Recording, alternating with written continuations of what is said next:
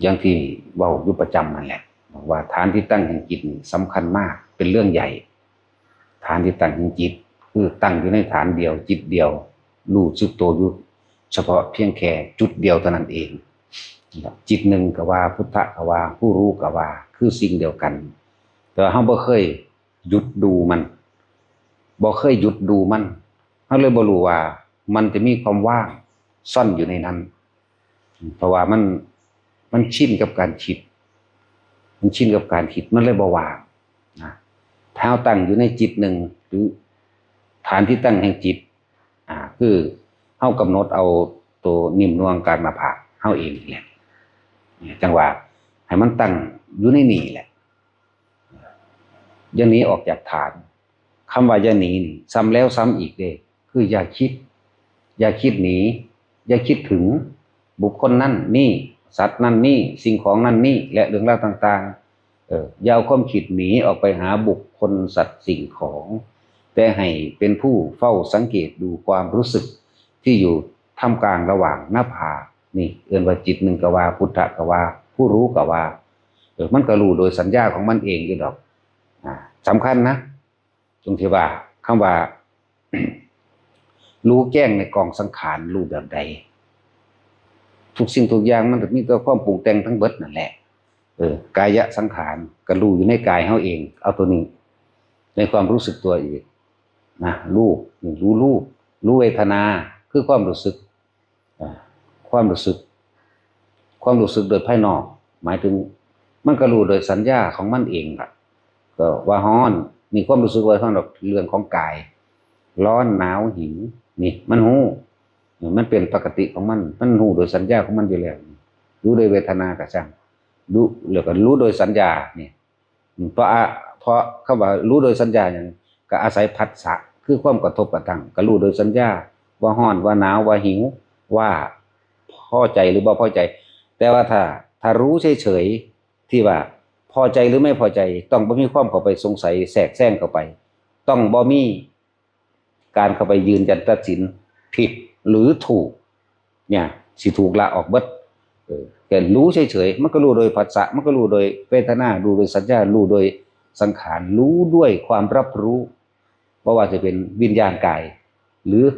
วิญญาณใจไม่รับเอาเข้ามาเป็นอารมณ์เพราะไม่มีการเข้าไปสงสัยไม่คิดไม่นึกไม่ปรุงแต่งถ้าว่านิวรณ์ห้าถูกละไปกามฉันทะพอใจกับไม่พอใจในรูปรสกลิ่นเสียงสัมผัสอารมณ์ความรู้สึกเกิดขึ้นมาได้และนิวรณ์ห้าตัวนี้ถูกละไปวิกิกิจฉาไม่สงสัยอุทธัจจะไม่รำคาญงุนง่านหงุดหงิดอย่างสั้นละ บ่มีปฏิฆะบ่มีอาฆาตบ่มีอีใดๆทั้งสิ้นเพราะปราศจากความปรุงแต่งปราศจากความนึกคิดปรุงแต่งกิริยาของจิตคือมันบ่คิดแล้วมันเหลือตั้งแต่รู้อยู่เฉยๆรู้โดยสัญญานั่นแหละบ่ฮะตะเว้าไปอย่างอื่นก็ได้สัญญาว่าฮ้อนเนี่ยเวลาใดมาผัสสะก็คือเข้ามากระทบโดยกายจริงๆคำว่าผัสสะก็เลยคือว่าลมพัดในร่างกายเฮาก็รู้ว่าเย็นแต่ว่าเฮาบ่ปรุงแต่งต่ออีกก็ได้นี่ก็รู้โดยสัญญาเป็นภาษาปัญเฮาก็รู้ว่าผู้หญิงผู้ชายย่างมาเฮาก็รู้โดยสัญญาแต่ว่าเฮาก็บ่ไปแทรกบ่ไปสงสัยว่าเขาไปหยังเนาะหรืออายุเท่าใดเนาะเนี่ยคือรู้ว่าหญิงรู้ว่าชายรู้โดยสัญญาเองตาหูเสียงนั่นนี่เฮาก็รู้แต่ว่าเฮาบ่คิดนึกปรุงแต่งในเสียงนกนั่นนี่เฮาก็รู้ในหั่นแหละรู้โดยสัญญาแม้แต่เสียงที่ไม่เคยได้ยินก็ช่างแต่ว่าเขาไปสงสัยกับเสียงแล้วแต่มันจะเป็นอย่างแต่เวลารู้ว่าเสียงนั่นรู้เฉยๆได้นี่รู้โดยไม่สงสัยได้นี่ถ้ารู้แล้วสงสัยเมื่อสงสัยแล้วต้องมีการตัดสินนี่แหละจึงบอกทุกคนว่าหยังก็แล้วแต่เด้อทุกอย่างที่เฮารู้เห็นตาหูจมูกลิ้นใจรู้โดยขึ้นเสียงสัมผัสทบรู้สึกรู้โดยไม่ต้องเข้าไปยืนยันตัดสินอย่าไปตัดสินผิดหรือถูกแม้มีการสนทนาธรรมซึ่งกันและกันเฮาก็แค่พูดไปเฉยๆบ่มีการว่าตัดสินยืนยันหรือว่าถูกนั่นแหละจังว่าอารมณ์มันเกิดอะไรวิญญาณมันดับวิญญาณใจดับเลยบ่มีอีกใช่ไหมบ่เข้าไปรับบ่พอไปล่องเอา ถ้าว่าคิดแล้วมันก็บ่เกิดเท่านั้นแหละอันความรู้สึกพอใจและไม่พอใจนี่ตัวพบตัวเกิดก็ดีตัวนี้ถ้าเกิดอารมณ์ความรู้สึกที่ทั้งที่พอใจและไม่พอใจนี่เกิดเป็นอย่างสั้นเพราะว่าอย่างถ้ามีความคิดมันต้องมี2อารมณ์ขึ้นมาโลดพอใจกับไม่พอใจว่ายินดีพอใจในรูปในรสในกลิ่นในเสียงมันพอใจแม้กระทั่งความสงบคุณเด้นี่ลึกเข้าไปอีกในตัวสมาธิบัดนี้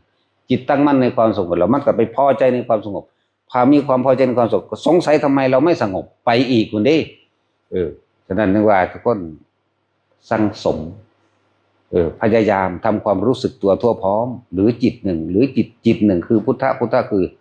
ผู้รู้อย่างรู้สึกตัวสำคัญนักไอ้ตัวรู้สึกตัวนี่ว่าจะนี้จากฐานที่ตั้งแห่งการกระทำหรือฐานที่ตั้งแห่งจิตเนี่ยที่เขาบอกเอามาอยู่นิ่มๆน้องๆอยู่กลางหน้าผากเขาเองนั่นแหละนี่คือระดับเบื้องต้นที่เขาฝึกให้ทุกคนรู้จักอยู่กับความรู้สึกตัวกับตัวเองมั่งนี่เป็นวิธีสร้างความรู้สึกตัวในตัวเองให้มันมาตั้งมั่น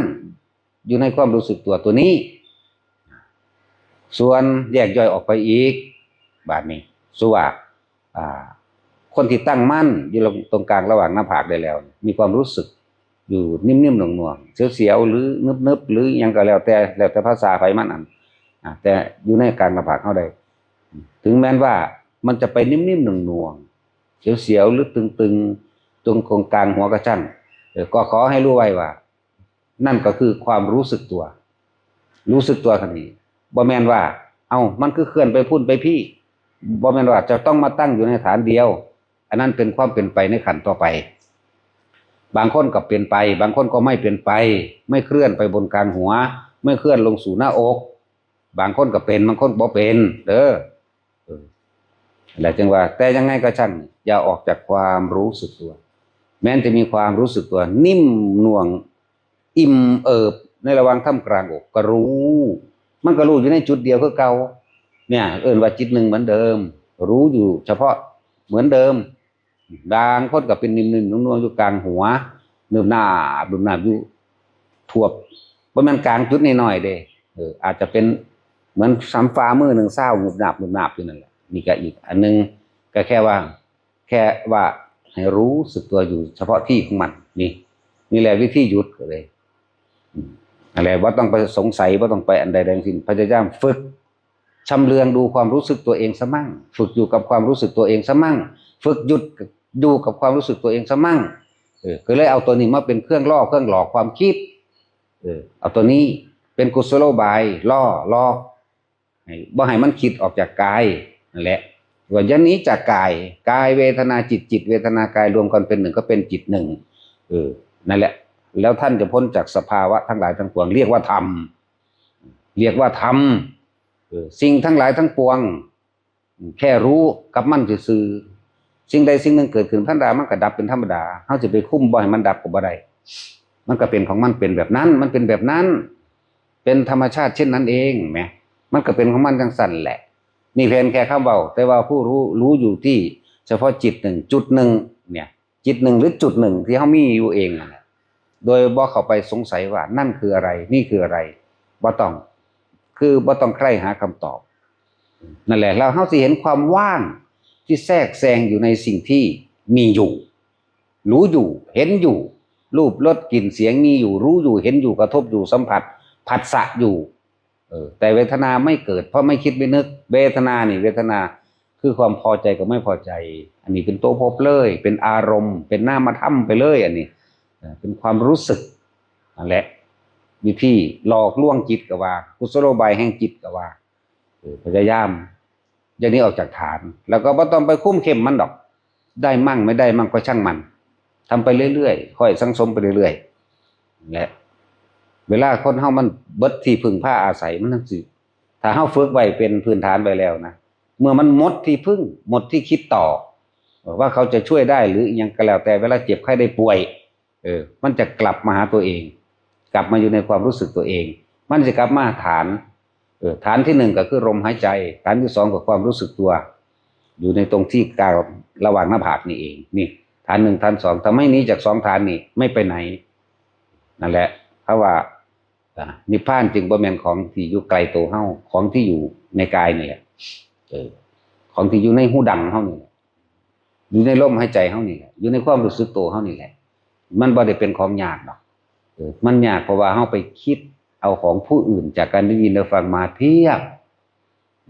นั่นแหละมันเป็นสั้น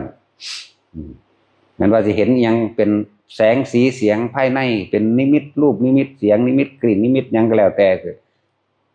นิมิตแปลว่าเครื่องหมายที่ทำให้เห็นหรือสัมผัสก็ได้ผัสสะก็ว่าแต่ละเราไม่คิดไม่ว่าจะเป็นนิมิตนอกนิมิตในเครื่องหมายภายนอกที่ปรากฏให้เราเห็นโดยสัญญาคือนี่คนเห็นกันเดียวนี่อากลากอยู่เดี๋ยวนี้ต้นไม้รถหรือสัมผัสทางพัดลมมันแต่เฮาบ่คิดบ่นึกบ่หยังกับมันนิมิตในรูปรสกลิ่นเสียงข้างในอันเป็นที่ว่าทิพย์นั่นทิพย์นี่หรือกายทิพย์กลิ่นทิพย์อย่างมื้อนี้ก็สร้าง